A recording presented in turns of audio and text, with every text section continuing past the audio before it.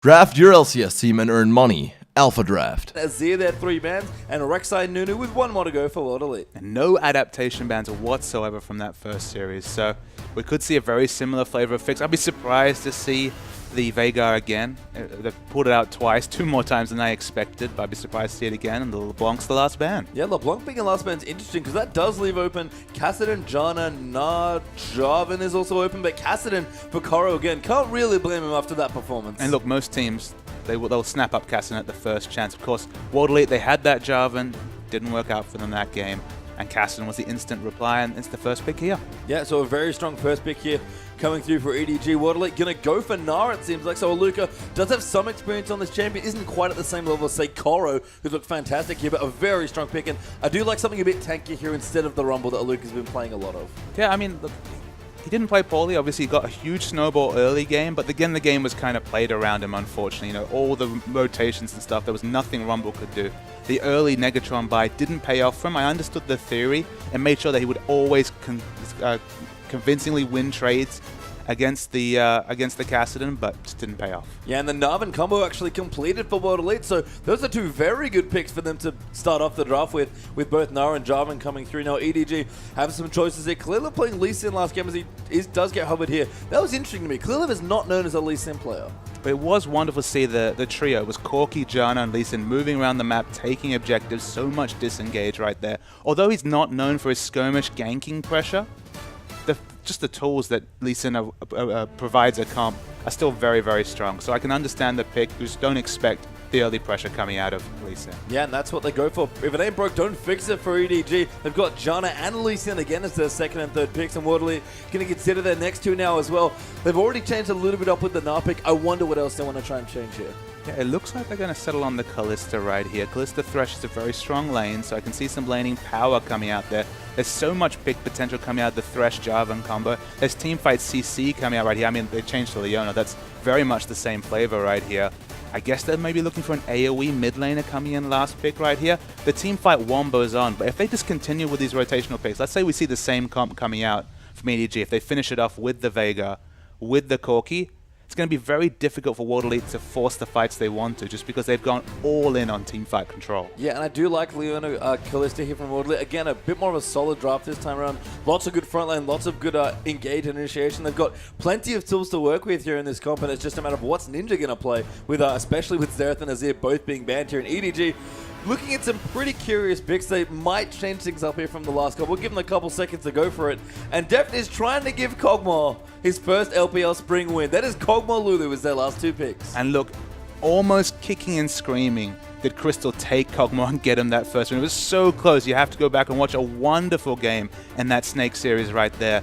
But look, I mean, this is a protect the Kog'Maw comp if there ever was one right here. And then a huge frontline threat in Kassadin. If Kassadin can get big and it gets to late game, huge damage coming out of those 2 carries. And I wonder what changes here for EDG to want to swap to something like this, because they do this a lot where they'll play their Corki comp, they'll get really far ahead, and then they'll kind of default back to a bit more of a late game carry comp. It's really interesting actually how they play. I mean, to me, it's all about scouting, Page Time. It's all about having so many different modes of play that you can never be ready to really counter out their strategy, because they have so many, they play so well. But what an interesting last pick to come here. Ninja, we talk about his love of wave clear champions, bringing back one straight from Season 2 right here. Yeah, that's a Nivea as Ninja's champion there in the last pick overall for World Elite. So we talk about Ninja. I think look at his champion pool a lot and maybe say it's a little too shallow, but he's certainly good on the wave clear champions, like you mentioned. Played the Ezreal last game, loves his Azir and Xerath like a lot of the other LPL mid laners. But Anivia, it's been a while here. Maybe a bit of a pocket pick for Ninja. Kind of the interesting thing I have, the little worry I have right here is if Lulu's able to push waves fast and rotate, Anivia's big issue has always been if there's any sort of jungle invading, if her jungler ever gets behind, she finds it so hard to react. She's so slow. She has a wonderful bevy of CC, but if she's second to every fight, as is expected when you have Whimsy on your side and very good wave clear yourself on Lulu, she finds it difficult. But look, if Pawn can break out Veigar, and maybe a Season 1 pick, if that, bringing back one of the pinnacles of Season 2 in Anivia, it makes sense in the comp. It gives them some instant wave clear. And World Elite, we definitely credited the early game. It looked very strong in Game 1, but what else has to change here for World Elite? I think they should keep the same aggression, but what should they look for or look to not do maybe in the first 10 minutes of the game? The skirmish power worked a treat. They won basically the first 8 minutes of that game. It was only when we saw the over-aggressive dive into the enemy red buff and that death that Spirit kind of needlessly gave away that the snowball really came on, because as he died in the top lane, you could see the aggressive wards coming down to his jungle on the other side, and he was continually punished from that point onwards. So it's completely a case of Spirit cementing his leads rather than kind of giving them away. All right, we'll have to see what happens. Let's get into Game 2.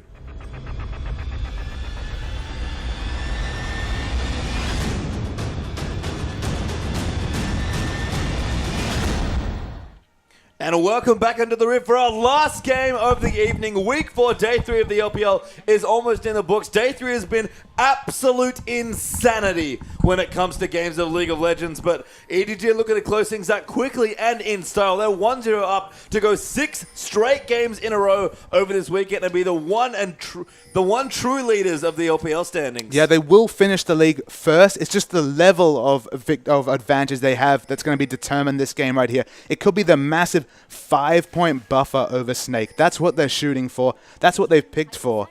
And it's up to Anivia and Spirit here to really change things. Yeah, that's a big lead as well. We'll see what World Elite can do. Spirit's Jarvan has looked strong every time he's played it. He hasn't won all the games. World Elite in general haven't done a lot of winning so far in the LPL, but they've started to get a lot better as a team. Things are coming together more, and I like the change here from World Elite. A very solid draft. A bit of a curveball in Anivia, but Deft is going in. STYs, he's just caught unawares here.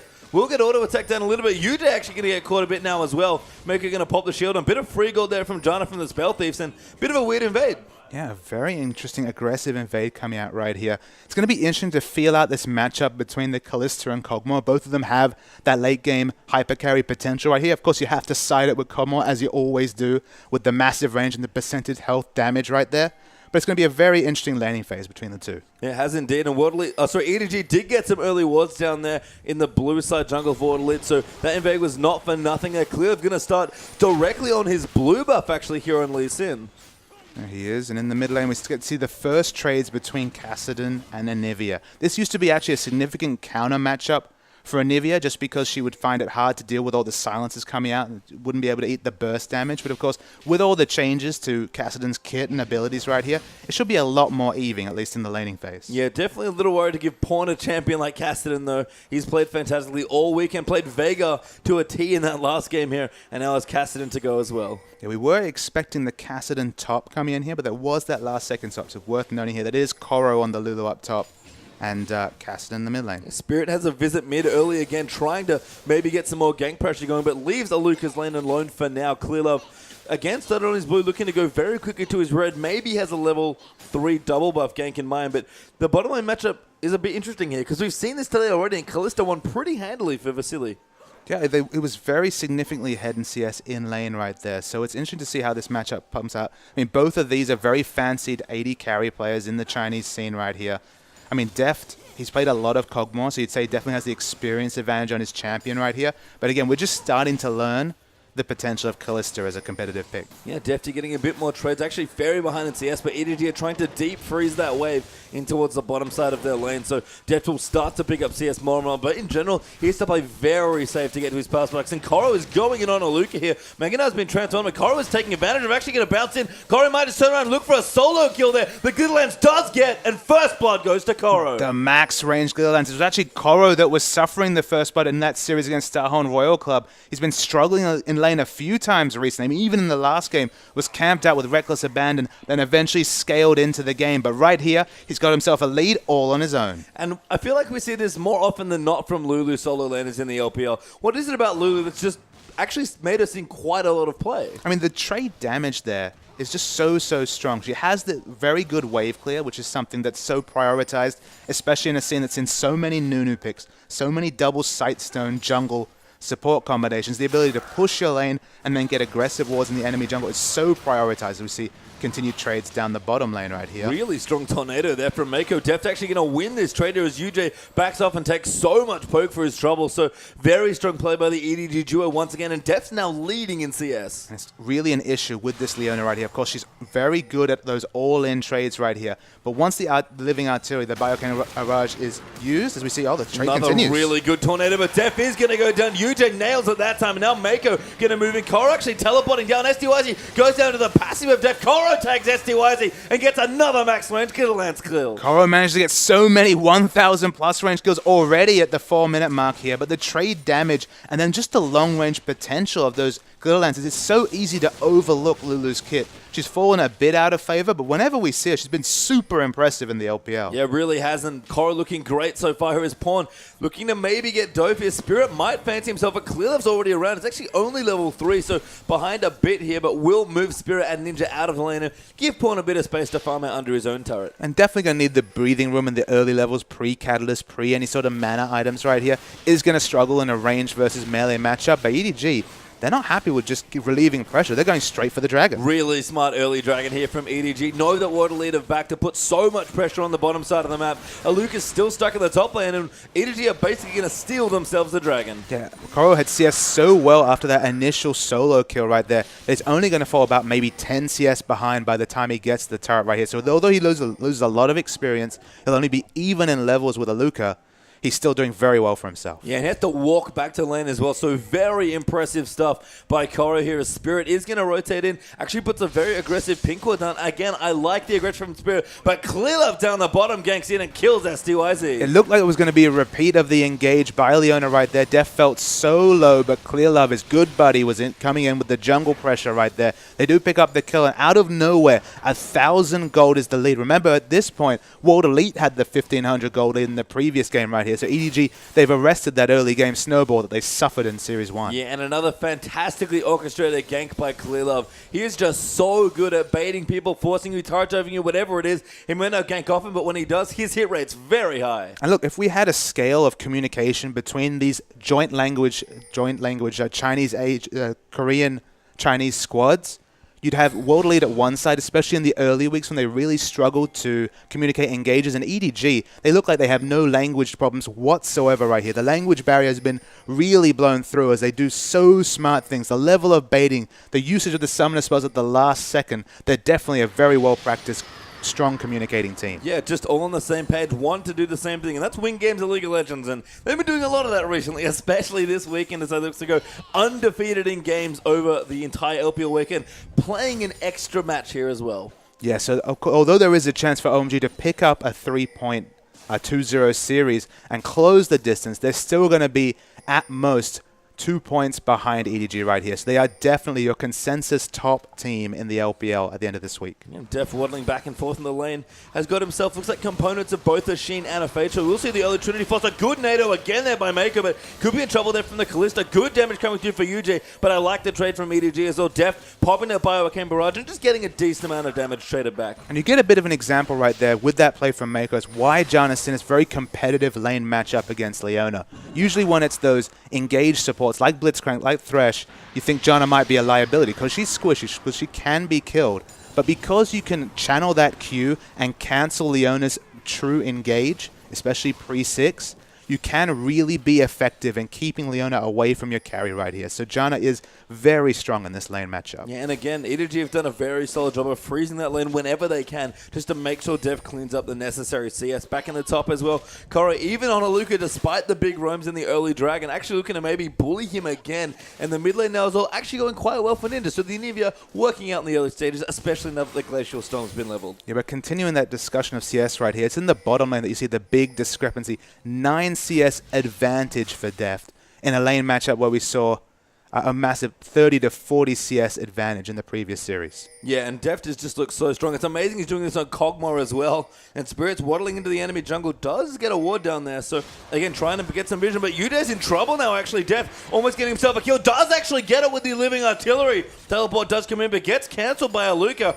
And now a solo kill in the 2v2 lane? Yeah, solo kill in the 2v2 lane. Super surprising. Deft's going in. He's going so in and gets another kill. That's 2 clean kills for 0 in the bottom lane. And EDG are really just walking all over World Elite's bottom lane now. And that wasn't a miscalculation of damage or a quick level 2 ping. That was just a straight out play by Deft and Mako right there. SDYZ falls, and you saw why Aluka had to cancel that teleport. The minion wave consistently crashing into his turret right there. It looked like he would have been lucky to get any sort of impact in the bottom lane. It wouldn't have relieved any pressure, and he would have lost so much pressure. Good teleport there by Korra as well. Will complete it, doesn't cancel it off, but just moves the gank out from the mid lane, protects his buddy Pawn, and lets Kassadin continue to farm. Blasting one up nice and early for Pawn, so not that defensive, but has good competitive wave clear against the Anivia ult. And it's a bit of a risk to go straight for the Blasting one just because Anivia does have surprising burst damage, especially with that Ignite. But it's just a case of wanting to be able to counter push out this middle lane. Looking at skill order here, compared to the Kassadin we saw previous game, has put so many extra points, maxing the Force Pulse straight up right here. That extra Blasting 1 AP helps with the wave clear. Spirit going so aggressive, just gets love tapped by Pawn and loses half of his health, so has to be careful. They want to try and get this turret down. Ninja does take a tower hit for it and is doing a good job poking with his ultimate plus his E as well. Good dodge by Pawn of the Q though. Pawn will defend for now. STYZ low again here in the bottom lane though. Oh, damn. Living Artillery is landing for Deft as well. STYZ has to get out of this lane one more time. He does need to get out of this lane again. Such a stark contrast to the Snake matchup we saw earlier right here. And Pawn's taking a lot of damage. He's finally harassed out of lane, finally punished for that Blasting 1 start, but he's going to be able to go back, pick up a Catalyst, work towards the right edge, but he's in trouble. Ninja wants a solo kill. Pawn's going to go in the queue. It's not quite enough to keep him alive. And Ninja with a 1v1 out playing mid. Not the name you'd expect to be calling when you're talking about a solo kill in the mid lane, but wonderful play from Ninja. The surprising burst right there, the 300 burst damage at level 9 does that E. Mako's in trouble. Well with the Monsoon. The smite comes through the clear onto Ninja, but that's only going to be the egg. If they get it, they do get it finally. But Korra knocks up Spirit and Ninja there as well. And that Anivia egg is going to get cooked there. Now Spirit trying to run away as well. Not a whole lot of place to go, but he does have his flash. Aluka moves in there, does have his ulti as well, but Spirit's getting chucked out there. Clearlove gets another kill there. Aluka there gets ulted actually. Sorry, his Korra will get solo flared up, and now Lulu very low. He's going to go to Clearlove, might pick up a third straight kill, but can't quite get it. Flashes forward, does go in there, and the ease enough there for Mako for the AD. Now UJ going to get chance that he's forced to move as well. Clearlove though, just going in on this Lee Sin. 4-0 so far. Can he make it 5? Trying to chase in, damage in again, and there's Pawn to clean it up. That's how long that fight was, Patriot. And Pawn managed to respawn, come back, and pick up an exit kill. It feels good when you're a carry on EDG because sometimes they're served just like dinner. Yeah, that was served up right on a silver platter there. And Deft, in the meanwhile, serving up his favorite dish, which is creeps. 86 to 60 now in the bottom lane. Pawn is diving STYZ in the bottom lane. The tower goes down and he's dead. Deft gets another kill. 4-1-2, 25 CS advantage. If I cast my mind back, I wasn't casting the game, but I believe it was about a 30-40 CS disadvantage for Crystal in lane in a similar matchup right here. Deft is so on form, so on point. And you'd have to say STYZ, maybe it's just lack of familiarity with the champion. He managed to get a win on it yesterday, but really struggling in this what should be a fairly one-sided matchup. I mean, everyone's certainly still learning Kalista, the newest champion to the league, but you might be right here. STYZ's had lots of hot and cold performances, and unfortunately for him in World Elite, mainly cold at this point. Deft is actually just pushing down the bottom. EDG got another dragon for themselves, and the last game was snowballed pretty quickly. This one's even quicker now. 5,000 gold ahead, plus 2 dragons already for Edward Gaming. And look, I think time will tell when it comes to this Kog'Maw versus Kalista matchup, because you know that if Kog'Maw's actually favored in a lane matchup, we're going to be seeing a hell of a lot more Kog'Maw. Of course, the late game cannot be denied for that champion right there. So if it is a conventional pick against Kalista, it should become a very regular pick moving to the future. But all we can say is based on this pressure, I mean, this Kog'Maw, already the Trinity Force at 13 minute. We've talked about grouping with power spikes. He's right there in mid. And the mid-game certainly started. Even with the Kog'Maw, Def knows what to do. Clearlove going to give this blue buff over the Pawn. It seems like he will collect it. That's very close, but he riff walks in.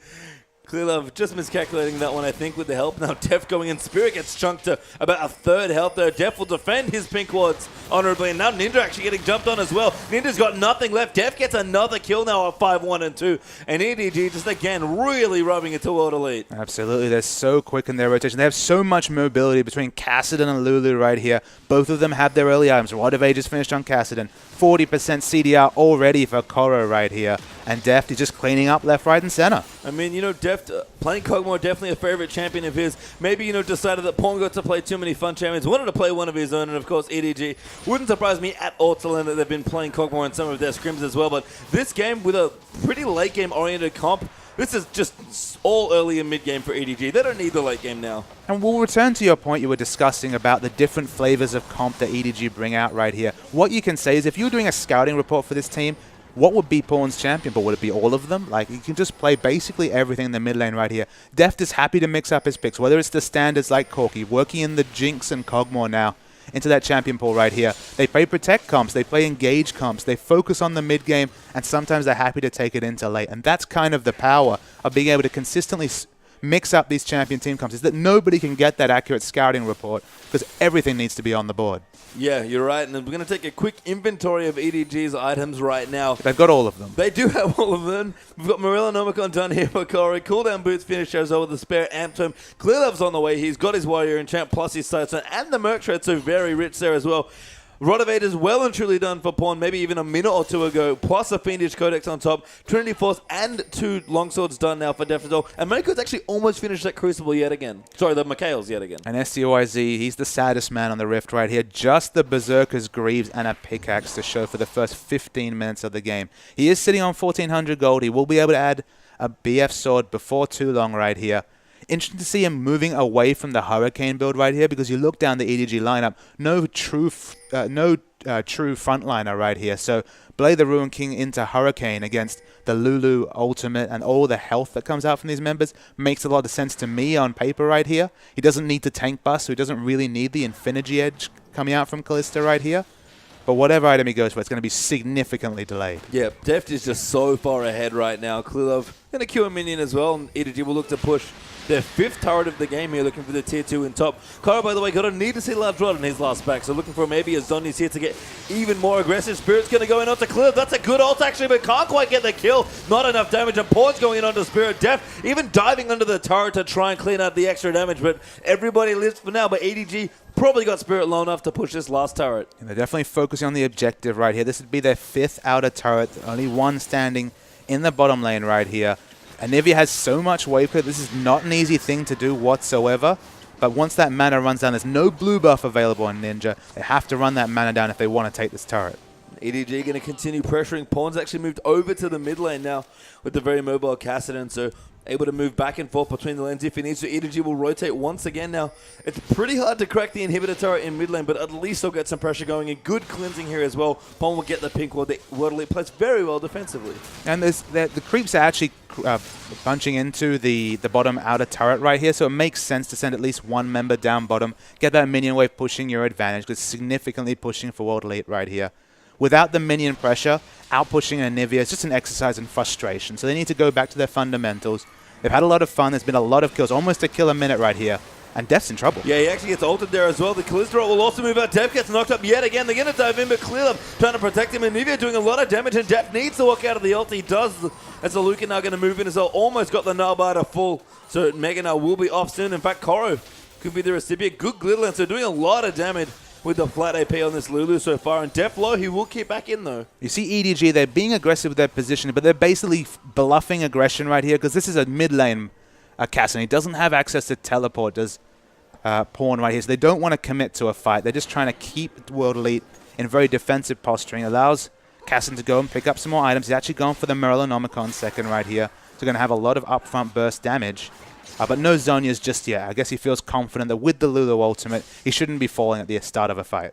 No, and that's a smart decision from Pawn, sorry, as he does retreat out of the mid lane. EDG will actually get control back of their side wave, so that's good news for them. And this is not nearly the same. It's actually slowed down considerably this game given the pace that we were on earlier. But EDG just, again, waiting for their objectives, wanting to take the next dragon. Ninja is in a whole host of trouble now as Pawn will jump in down the bottom. Ninja had 1v1'd him before. Not sure he can do it again, but the mini-wave's helping him here. Good chunk there coming through, but Pawn's going to turn it around. Def's now down here as well. Ninja realizes that I don't really have anywhere safe to go. The passive will pop, but Def gets another kill. It's 6-1 and 2 now. And kind of the surreal thing right here is that you see the members of World Elite moving to the top, and you instantly think, all right, it could be the counter Baron, but we're only 18 minutes into this game, so Baron hasn't even spawned right here. It's actually going to be the third dragon coming in. A very big objective comes up right here. And World Elite, they might be able to get an answering top turret right here, but it's definitely small gains for just what continues to be massive losses on the World Elite side. Yeah, I mean, they'll steal away the blue buff, so they'll take it right now. That looks to go over to SDYZ, who, no, Spirit actually going to smite that up once the golden experience for himself. Makes sense as the jungler. And they're going to rotate in, look to get a bottom turret. Deft actually already takes out the tier 2 in bot, but Lucas Spirit and SDYZ will group up for the top side turret. So they'll take their second of the game, but EDG might not stop pushing. They have backed away there, and a good rotation there from World Elite, actually. And World Elite will have plenty of stall right here. They have Anivia, the queen of Season 2. We remembered those 50, 60-minute CLG EU games right here. There's a reason it's very, very hard to outpush an Anivia right here. So when it comes to taking inhibitor turrets, without getting a pick or getting significant advantages in a fight beforehand, it's going to be very difficult to outpush this Anivia.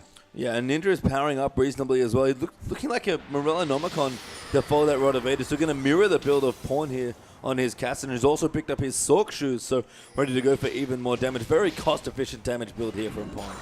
And I don't think I've ever seen a Kog'Maw with a Yomu's Ghostblade, but there's a first time for everything. There is. That's certainly the components that Deft has in his inventory. I guess it's not too bad. I think this signals to me EDG want to play aggressive and try and win through the mid game now as well. Clearlove does actually tag a Luca there with that Q. Will ride it back in and just does so much damage. Kicks him back after the flash. Mako with the tornado as well. And Aluka going to go down to the Lee Sin. And it's the first go, but Mako's in trouble. Has to flash out. Oh, good flash, but the Xenoblade follows through as well. The Soulfire moves in, but Def just dodges it. And now Pawn's going to pick up SDYZ. Just diving in the back on this Cassidon. And EDG going to chase down now. So Ninja in trouble there. Pawn looking for the triple kill now as well. And looks to get it. Does do so under the turret. EDG now in the back of the base of World Elite. Quadra kill coming out from Pawn, actually. What more to say about this Cassidon? And that's the surrender. This game, we're done. A bit of an anticlimactic ending, but World Elite did not want to play any more of that. It was already going downhill. Quadrico for Cassidon not really helping in that situation. And that might have been the fastest game so far this split. I think it must have been. And we're going to have a replay there from that game as well, even though it was a very short one. So we'll see the replay. It's 10 minutes in, already a 2,000, about 2,500 gold lead right here. So EDG were already in the ascendancy, but we'll roll the tape right here. This is, I believe, the very long, elongated fight right here. So low on mana is Ninja right here. He falls down the first time, but he still has Egg available right here. It's actually, the ultimate comes onto Clearlove. They're going to finish off Ninja right here. But, I mean, there's not much World Elite can do right here. You see Jarvan running away. I mean, Luca comes in and he sees there could be a massive Gnar coming. It's a double Gnar, a very good skill shot coming through. More CC comes in, but there's just no damage available on any of these members of World Elite right here. And Clearlove just does his best. He still has Flash available. Clears up another kill. But this was kind of the flavor of the whole game right here. There wasn't really a conclusive team fight to show because it was skirmish after skirmish going into EDG's advantage right here. And still so much damage available. Pawn respawns. The clip didn't, the replay here didn't even catch the start of this fight, which was Pawn falling down, to actually eat out his whole death timer right there. And of course, this is nerfed Cassin. He couldn't rift quickly back to the lane. He had to walk most of it, but still was available, picked up that kill. And EDG, they just ran all over World Elite. And you know what? With that game, they actually pick up the dream. 6-0, they've done it, and they are well and truly on top of the standings. So EDG, a fantastic weekend here in the LPL, and what a way to shake things up. Those standings must look crazy. Yeah, the substantial lead over Snake. Snake's second in the standings is still very surprising for week 4 of the LPL. OMG, they can get a win to cut EDG's lead, but they're going to have to work on their fundamentals. The EDG have those down pat. And with that, we're going to wrap up our last day here of week 4 of the English coverage of the Chinese LPL. On behalf of myself, Papa Smith, the Atlas Spawn, and our entire live production team, it's been a fantastic week of LPL. This day especially has been insane. And you don't want to miss anything else next week. We'll see you then.